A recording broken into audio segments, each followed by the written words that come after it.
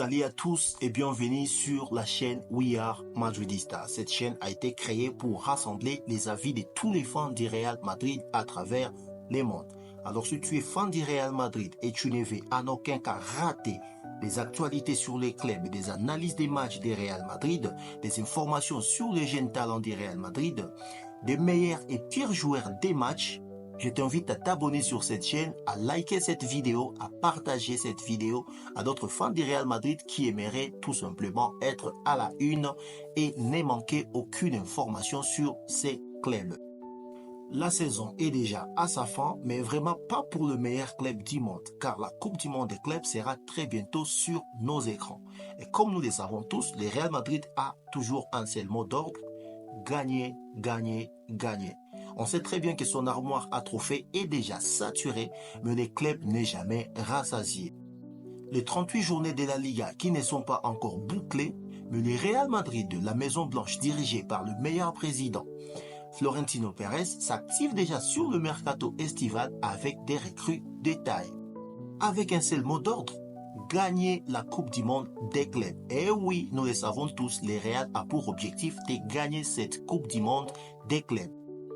Tout était déjà presque connu, c'est l'arrivée du nouveau tacticien espagnol Xabi Alonso qui a fait ses preuves en tant que joueur et comme entraîneur.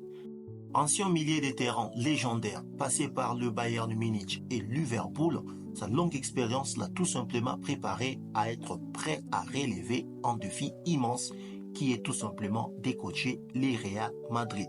Et oui, on sait tous bien que les Real Madrid réservent beaucoup plus d'exigences, que tu sois un Carlo Ancelotti, que tu sois un José Mourinho, que tu sois un Xabi Alonso. Les Real Madrid ne pardonnent jamais. Car chez nous, un seul mot d'ordre, c'est gagner. Et si tu ne gagnes pas, on sait ce qui t'attend.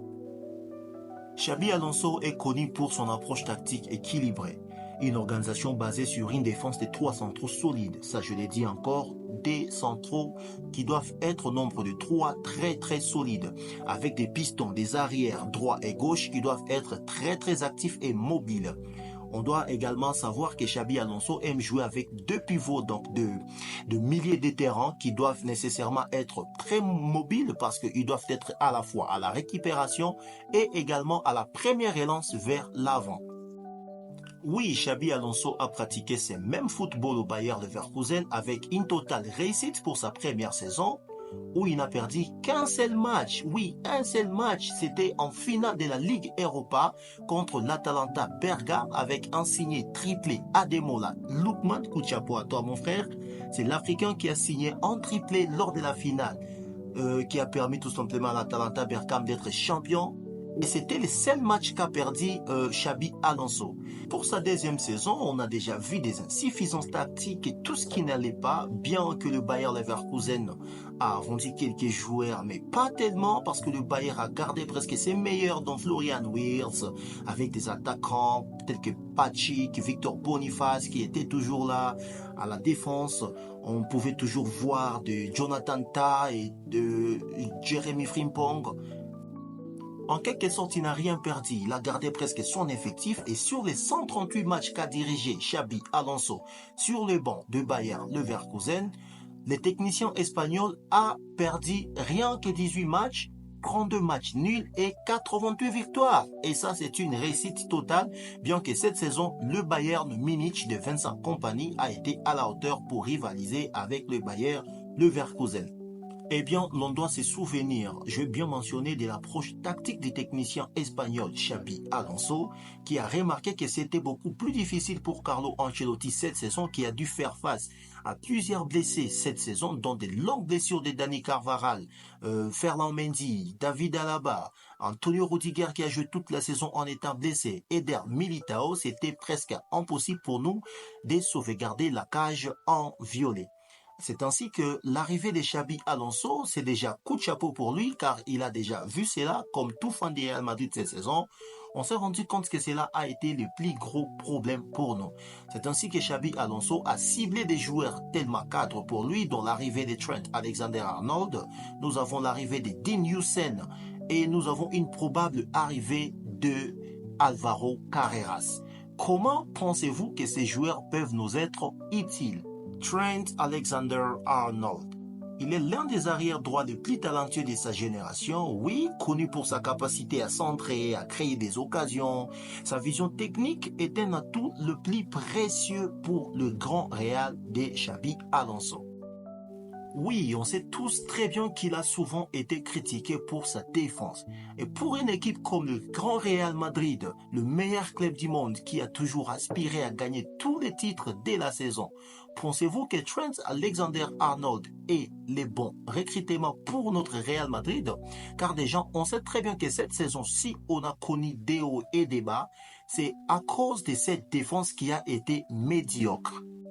Et recruter encore Trent Alexander-Arnold qui vient de Liverpool avec déjà des critiques de par sa défense. Moi, de ma part, je ne peux pas donner mon verdict maintenant, j'attends la fin de la vidéo, mais je vous invite déjà dans les commentaires à me dire qu'en pensez-vous pour Trent Alexander-Arnold au Real Madrid. Dean Huijsen, celui-ci est trop réputé pour sa rapidité, sa capacité à lire les jeux adverses. On dit qu'il apporte également du dynamisme dans son équipe. C'est un jeune défenseur très prometteur. Il n'a que 20 ans. Et du coup, moi personnellement, je dois être pessimiste parce que je dois être sincère. Je ne regarde pas le match de l'équipe de Bournemouth. Alors, Dean Huijsen, je ne sais pas comment on prononce son nom, si c'est Hausen, si c'est Hausen, mais en quelque sorte, moi, je suis un peu pessimiste. Les Madridistas, je suis avec vous et je dois être très sérieux. Je suis un peu pessimiste de par ces recrutements de Dean Huijsen. Il me convainc pas tellement. Je ne pense pas qu'il va vraiment nous sortir des problèmes de notre, comment on l'appelle, Lucas Vazquez, notre capitaine. Et ça, c'est quelque chose qui me fait tellement mal au cœur de savoir que nous allons avoir un joueur de 20 ans qui n'a ni expérience de Ligue des Champions. Je ne sais pas ce que vous, le Madrilène, en pensez. Dites-moi en commentaire. Dean Huijsen, c'est un très jeune joueur. Il n'a que 20 ans, inexpérimenté. Il n'a jamais joué la Ligue des Champions. Il n'a jamais joué au Real Madrid. Est-ce qu'il n'aura pas cette pression sur ses épaules et nous faire perdre encore beaucoup plus de matchs? Les Madrilènes, je vous invite dans les commentaires. Dites-moi, pensez-vous que l'équipe de Xabi Alonso, avec les recrutements de Trent Alexander-Arnold, avec des joueurs tels que Dean Huijsen, notre défense sera meilleure que la saison que nous venons de vivre?